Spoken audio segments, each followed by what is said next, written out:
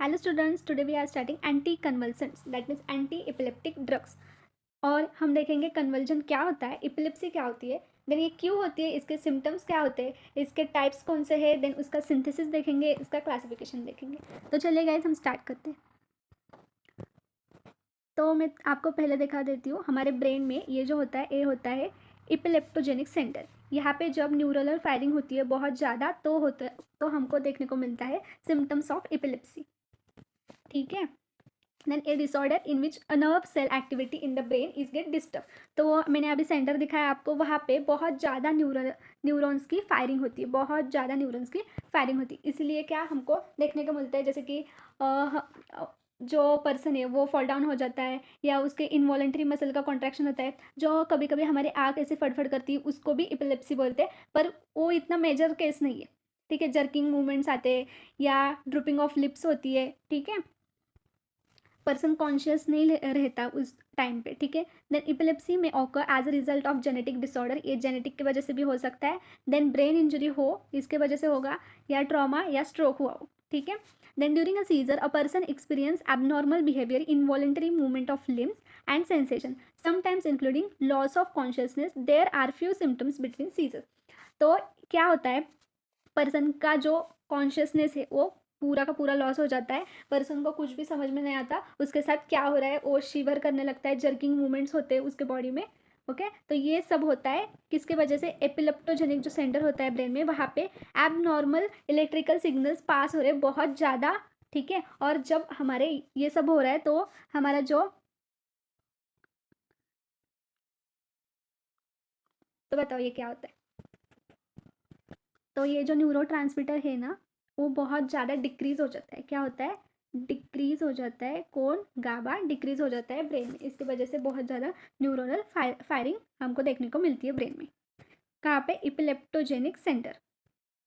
तो abnormal firing कहाँ पे देखने को मिलती है हमको, इपिलेप्टोजेनिक सेंटर में। ओके, तो ये याद रखना।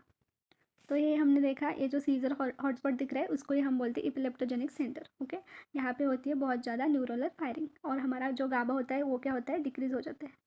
हमारा जो गाबा है वो होता है डिक्रीज। ओके, तो चलिए मैं अभी मेरे नोटबुक से आपको एक्सप्लेन करती हूँ। तो हम देख रहे हैं एंटी कन्वल्सेंट एंड एंटी इपिलेप्टिक्स। तो ये एक ब्रेन डिसऑर्डर है और ये न्यूरोलॉजिकल डिसऑर्डर भी है। ओके,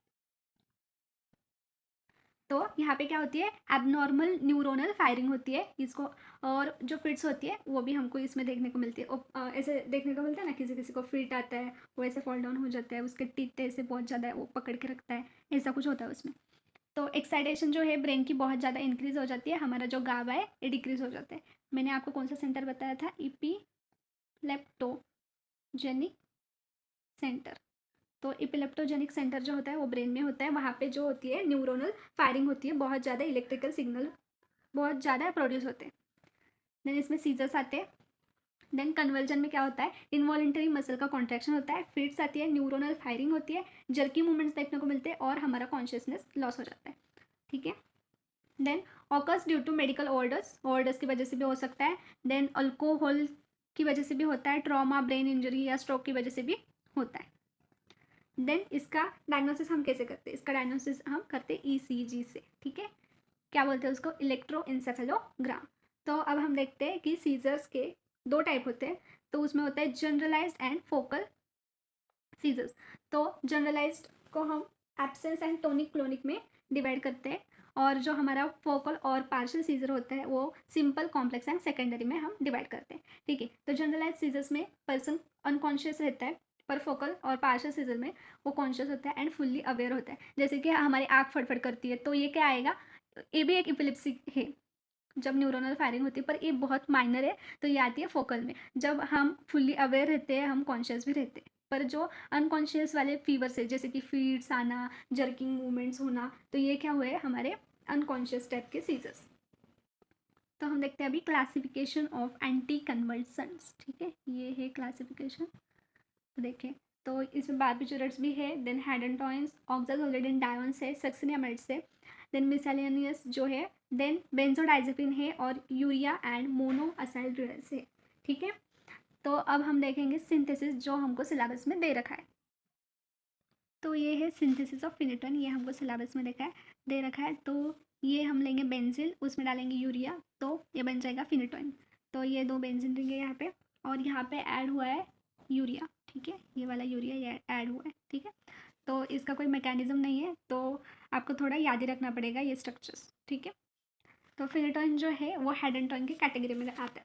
तो चलिए हम देखते हैं SAR ऑफ एंटी कन्वर्सन, जो कि हमको पढ़ना है हेड एंड टोन का।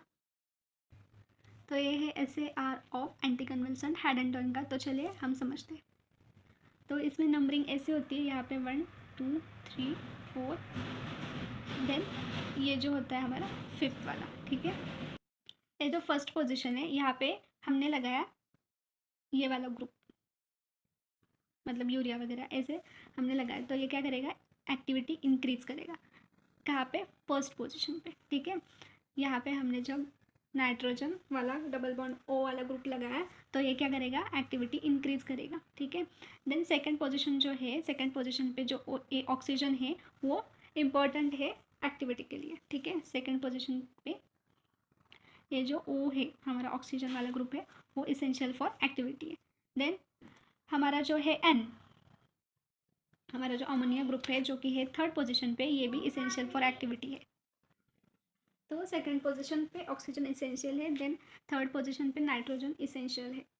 ये बहुत सिंपल होता है SAR, इसमें जो हमको दिख रहा है वही हमको बताना होता है, ठीक है।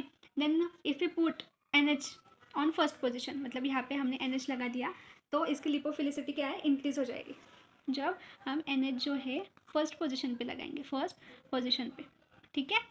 तो इसकी लिपोफिलिसिटी बढ़ जाएंगी, लिपोफिलिसिटी इंक्रीज होएगी। तो ये क्या करेगा, तो जब हम NH ऐड करेंगे तो हमारी लिपोफिलिसिटी बढ़ जाएंगे, ठीक है। हमें यहाँ पे NH ऐड करना, लिपोफिलिसिटी बढ़ गई तो हमारा जो ड्रग है वो ब्लड ब्रेन बैरियर क्रॉस कर पाएगा। देखो हमने यहाँ पे लगाया NH, ठीक है। पूरा का पूरा स्ट्रक्चर सेम है, सिर्फ हमने यहाँ पे लगाया NH, ठीक है। तो यह है एग्जाम्पल हेड एंड टोइन का, ठीक है।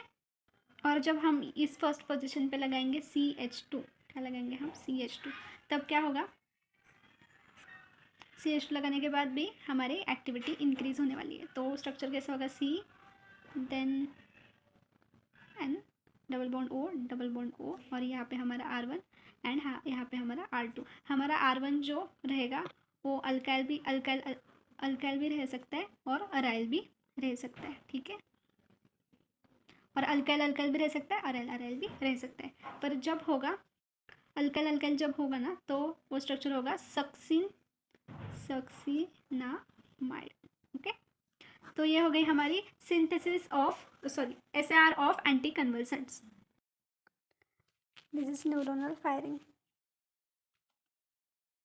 तो हमने आज देखा कन्वर्जेंस एपिलेप्सी क्या होती है, उसके टाइप्स के कौन से हैं, देन उसका क्लासिफिकेशन क्या है, देन एपिलेप्टोजेनिक सेंटर देखा हमने।